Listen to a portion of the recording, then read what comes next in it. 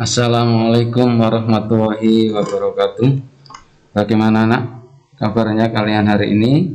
Mudah-mudahan kalian senantiasa berada dalam lindungan Allah Subhanahu wa taala. Anak-anak, hari ini kita lanjutkan pelajaran bahasa Indonesia.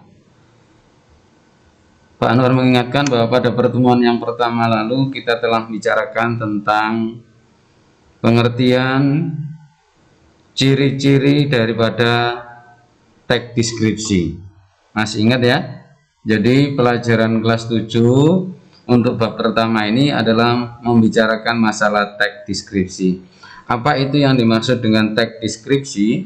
Anak-anak telah memahami pada pertemuan yang pertama pada Sabtu minggu yang lalu. Nah, untuk hari Sabtu sekarang ini tanggal 25 Juli 2020, Pak Nur akan melanjutkan pertemuan dengan melanjutkan pelajaran berikutnya. Ya, kita akan membicarakan mengenai struktur dan kebahasaan teks deskripsi. Anak-anak sudah paham kan dengan teks deskripsi? Deskripsi yaitu menggambarkan, bisa menggambarkan objek, bisa menggambarkan peristiwa. Jadi deskripsi itu menggambarkan. Jadi teks deskripsi itu adalah teks yang menggambarkan objek, ya kan, dengan kata-kata yang konkret sehingga pembaca seolah-olah merasakan sendiri apa yang kita deskripsikan dalam teks tersebut. Nah, pada pelajaran kali ini kita akan membicarakan masalah strukturnya dan kebahasaannya. Apa struktur itu? Ayo. Apa istilah lain dari kata struktur itu apa? Iya, benar. Struktur itu adalah urutan, ya, urutan atau susunan. Kebahasaan tentunya berkaitan dengan bahasa yang dipakai dalam teks deskripsi, ya, mengenai pilihan katanya, jenis katanya, bentuk kalimatnya bagaimana. Itu nanti yang akan kita bicarakan dalam pertemuan kali ini. Jadi pertemuan kita pada hari ini itu akan membicarakan dua masalah, yaitu struktur dan kebahasaan. Baik ya anak-anak, dilanjutkan Pak Nur. Nah ini, struktur teks deskripsi, identifikasi dan deskripsi. Jadi secara garis besar, urutan teks deskripsi, berapapun teks deskripsi itu ditulis dalam bentuk paragraf, katakanlah 4 paragraf, ya di antara 4 itu ada yang namanya identifikasi dan ada namanya deskripsi. Paragraf yang mana dari 4 itu yang masuk identifikasi? Nah, kita perlu tahu dulu apa definisi pengertian dari identifikasi. Nah ini, perhatikan ini. Ada teks yang terdiri dari 3 paragraf. Tenun songket Palembang merupakan kerajinan khas masyarakat Palembang. Kerajinan songket ini termasuk hasil industri rumah tangga.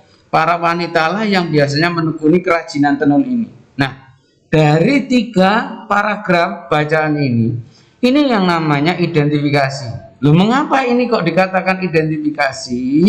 Karena isi dari paragraf ini masih berupa umum, yaitu mengenai tenun atau kain songket Palembang. Hanya dijelaskan secara umum mengenai apa? Tenun songket Palembang. Jadi definisinya, artinya saja, pengetahuan mengenai tenun songket. Oleh karena itu pengertian paragraf yang umum ini dinamakan identifikasi. Nah, dari yang umum itu baru diperinci. Nah, perinciannya itulah yang namanya deskripsi. Ya, di sini deskripsinya ada 2 paragraf. Tenun songket Palembang menggunakan bahan baku benang sutra asli. Jadi ini sudah merupakan rincian dari yang pertama ini. Sebelumnya benang sutra diberi lapisan benang emas yang masih berwarna putih. Kain ini ditenun dengan cita rasa tinggi. Hasil tenunannya pun sangat indah dan etnik. Jadi kalau kita perhatikan paragraf kedua dan paragraf pertama, paragraf kedua jelas lebih terperinci lagi. Kalau paragraf pertama ini hanya merupakan penjelasan umum. Jadi kalau seperti kalian menyebutkan nama, ya mungkin itu hanya sebuah identifikasi saja. Tapi kalau sudah menyebutkan hobi kalian, saudara kalian, nama ayah kalian, rumah kalian di mana, itu namanya sudah deskripsi. Dilanjutkan paragraf ketiga, kain songket Palembang mempunyai ciri khas pada motifnya jika dibandingkan kain tradisional lain. Motif kain songket Palembang terlihat lebih rumit. Untuk menghasilkan kain songket Palembang, seorang perajin bisa menghabiskan waktu selama 3 bulan pengerjaan. Jadi dari 3 paragraf ini, paragraf pertama ini namanya adalah identifikasi. Karena apa? Karena penjelasannya baru umum saja, casingnya saja, kulitnya saja. Baru yang deskripsi ini memerinci dari apa yang telah disebutkan pada paragraf yang pertama. Itu ciri-ciri dari identifikasi, sedangkan deskripsi atau uraiannya masuk lebih ke dalam dari apa yang dijelaskan dalam teks tersebut. Itu namanya adalah bagian deskripsi. Bagaimana anak-anak bisa memahami ya bedanya identifikasi dan deskripsi? Oke, dilanjutkan Pak Nur. Nah ini kalian bisa, kalau tadi kain songket, ini rumah tongkonan. Ada 3 paragraf ini. Kalian bisa buka buku kalian halaman 18. Rumah tongkonan. Nah, ini dijelaskan.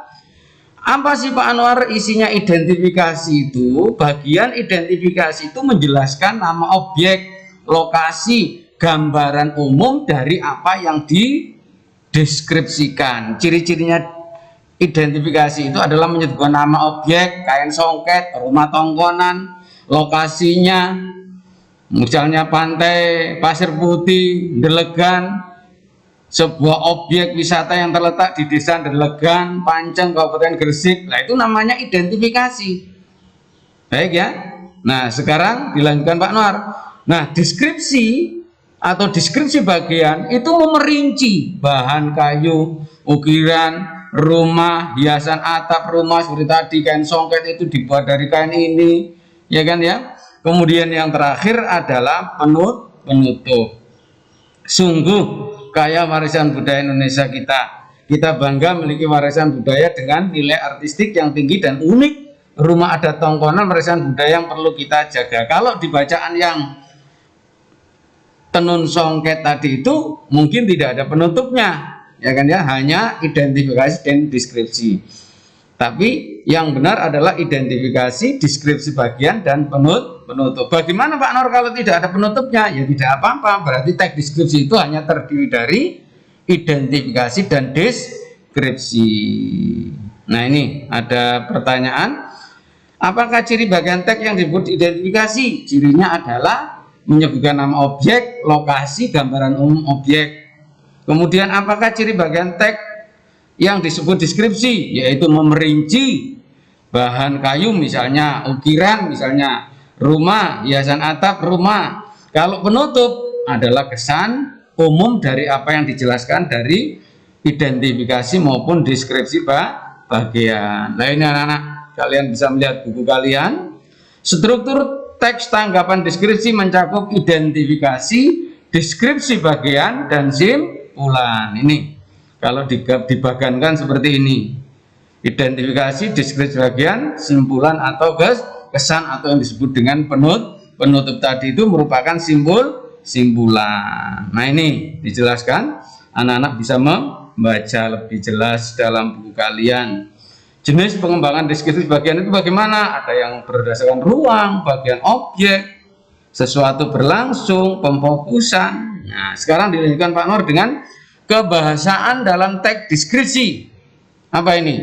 Berisi penjelasan terperinci supaya objek menjadi konkret. Kalimat menggunakan cerapan panca indera, pilihan kata dengan emosi kuat dan dalam teks, penggunaan kata berimbuhan, penggunaan kata bersinonim, penggunaan kata depan, dan huruf kapital. Ini kalimat tadi dijelaskan perinci. Dalam teks deskripsi itu lebih perinci. Contoh, ibuku orang yang sangat baik.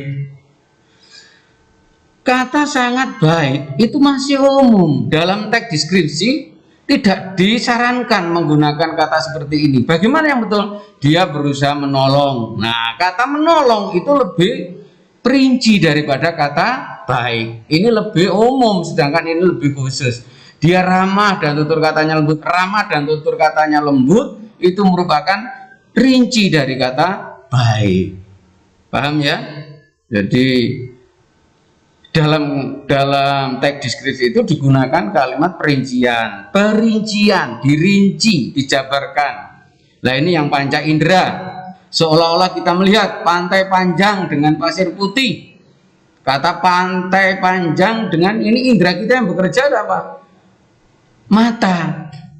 Penginderaan adalah mata. Air jernih, nggak mungkin kita bisa mengatakan air jernih itu dengan telinga atau hidung, tetapi adalah dengan melihat bukit hijau menjadi latar pantai. Nah, ini kata-kata seperti ini itu merupakan penginderaan penglihatan. Kalau ini debur ombak, nah itu jadi seolah-olah pembaca itu membayangkan dari objek yang kita deskripsikan, merasakan udara sangat terasa segar, ya semilir, itu yang merasakan adalah kulit, berarti indera perasa kita yang merasakan, peraba kita. Kalau debur ombak, ya kan ya, kemudian gemercik air itu mendengar.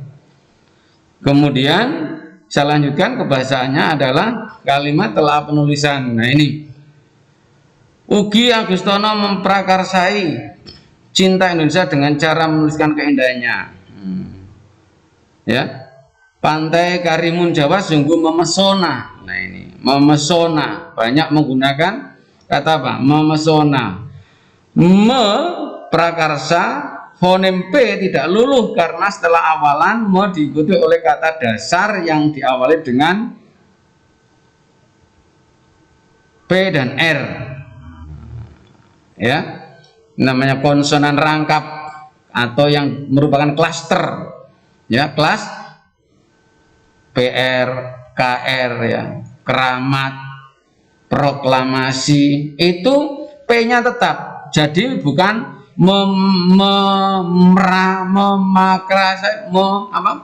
jadi tetap memprakarsai, bukan memrakarsai, bukan, tapi tetap memprakarsai. Mengapa? Karena awalan me ini digabung dengan kata yang berupa klaster ini. Tetapi kalau Pantai Karimun Jawa sungguh memesona, huruf P-nya luluh. Maksudnya luluh itu P-nya itu mana tadi?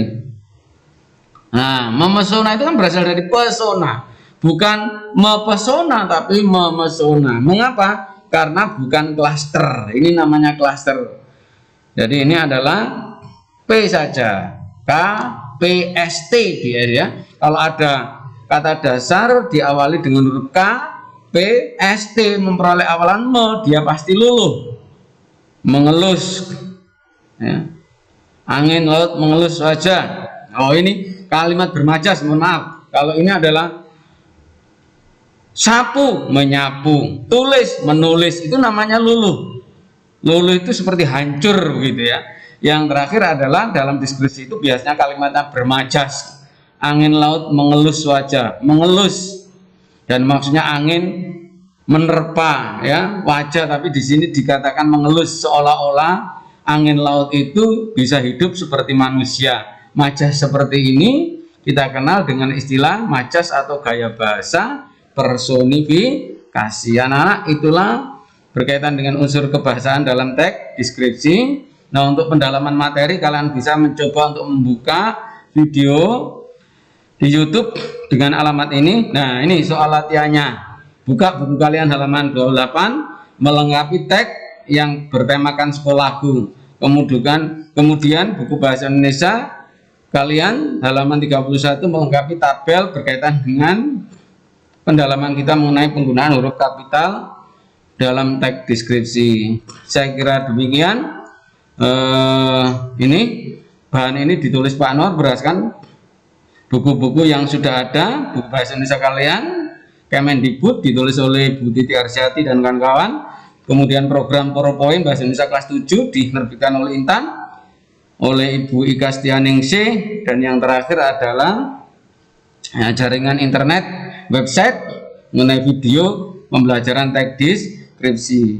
Anak-anak, saya kira itu. Terima kasih atas perhatian. Wassalamualaikum warahmatullahi wabarakatuh. Untuk pertemuan yang kedua pada Sabtu 25 Juli 2020. Semoga anak-anak tetap berada dalam lindungan Allah